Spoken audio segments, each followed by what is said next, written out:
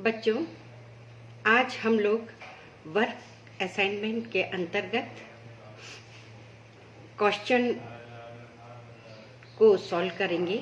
इस तरह के क्वेश्चन जो प्रतियोगी परीक्षाओं में आपके लिए बहुत यूजफुल रहेंगे और बहुत सपोर्टिंग रहेंगे,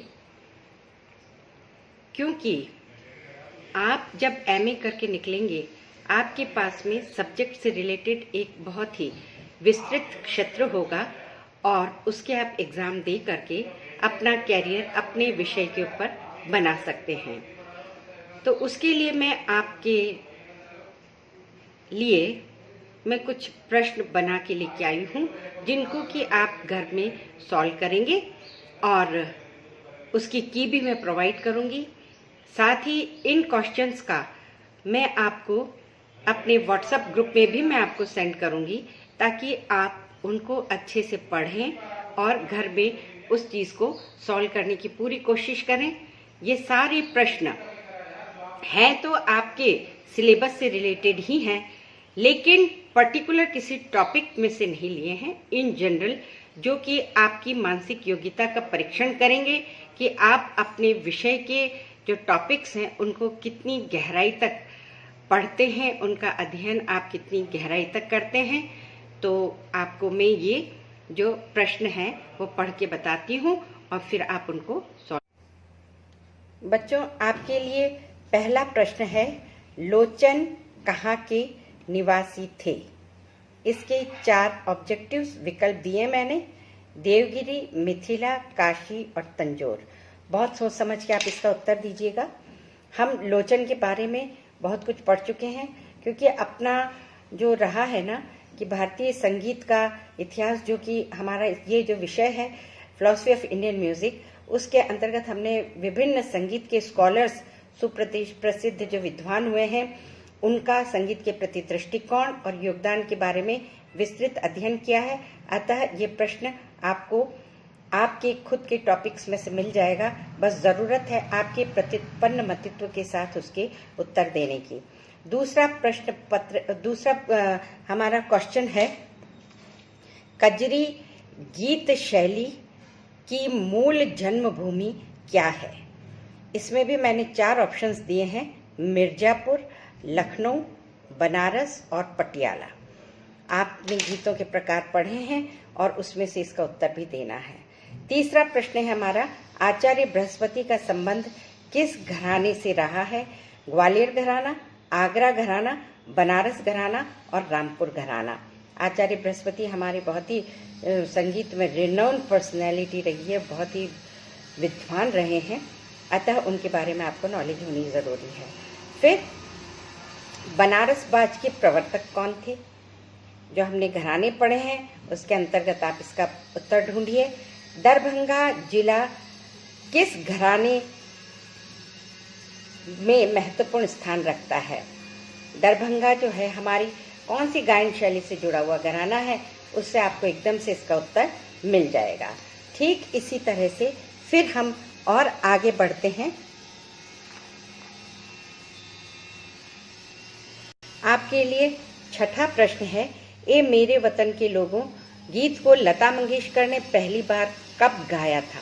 अब बच्चों, ये डायरेक्ट तो आपके विषय से रिलेटेड नहीं है, किंतु इस तरह की नॉलेज की अपेक्षा करते हैं जब आप पीजी करके निकलेंगे, तो ये सामान्य ज्ञान से रिलेटेड प्रश्न है, आप इसका उत्तर ढूंढें।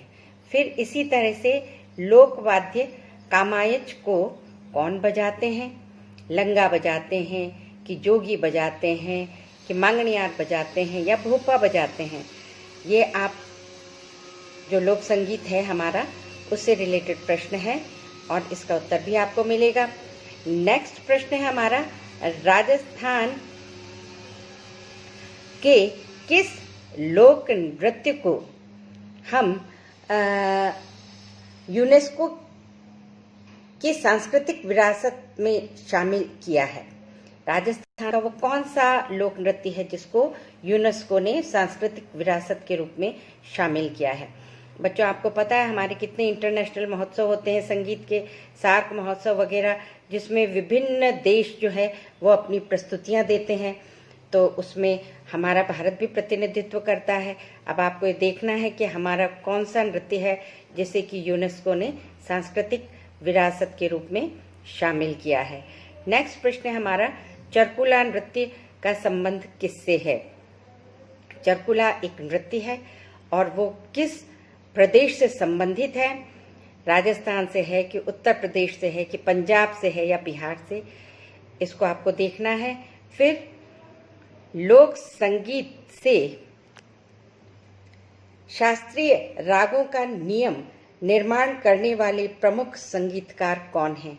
देखो, हमारे संगीत में बहुत सारे क्रिटिक्स भी हुए हैं जिन्होंने कि संगीत का आलोचनात्मक, समीक्षात्मक काफी विश्लेषण किया है। तो जो ऐसे कौन से हमारे विद्वान हुए हैं जिन्होंने कि लोक संगीत और शास्त्रीय संगीत के ऊपर अपनी लेखनी चलाई और उसके ऊपर अपना विस्तृत काम किया? आप थोड़ा सा दिमाग पे जोर डालें, आपको उनका नाम जरूर मिलेगा। और ये आपका आज का प्रश्न का सेशन है और इन सब के जो उत्तर हैं वो मैं आपको प्रोवाइड करूंगी, आपके व्हाट्सएप ग्रुप पे प्रोवाइड करूंगी और इसमें भी दूंगी, मैं आपको यूट्यूब चैनल पे भी दूंगी। और पर ये शर्त है आप इसको बहुत ही ईमानदारी के साथ करें, क्योंकि ये आपके लिए ही बेनिफिशियल रहेगा। आपका जो स्टडीज़ का अंतिम लक्ष्य है अपने लिए रोजगार में स्थान बनाना, तो वो इससे संभव होगा। धन्यवाद बच्चों। ये जो मैंने आपको वर्क असाइनमेंट में अभी प्रश्न दिए हैं उसकी की है, आप इसको बहुत ध्यान से लिख लें और खुद को आप असेसमेंट करें कि आप कहाँ स्टैंड करते हैं। मैं सोचती हूँ आपको पूरा अच्छे से दिखाई दे रहा होगा, नहीं तो मैं इस की को प्रश्न पत्र के साथ ही आपके व्हाट्सएप ग्रुप पे भी सेंड कर दूंगी। और उसके अलावा भी अगर आपको कहीं कोई कन्फ्यूजन हो या डिस्कशन करना चाहें तो आप मुझसे व्हाट्सएप ग्रुप पे भी कांटेक्ट कर सकते हैं और वैसे भी कांटेक्ट कर सकते हैं। आपके कंसेप्ट क्लियर हो जाएं, बस इसका प्रमुख एम यही है। साथ ही पढ़ाई के साथ साथ आपका जीके किस स्तर का चल रहा है इसका भी असेसमेंट हो जाए। आप इसको आराम से उतार लें।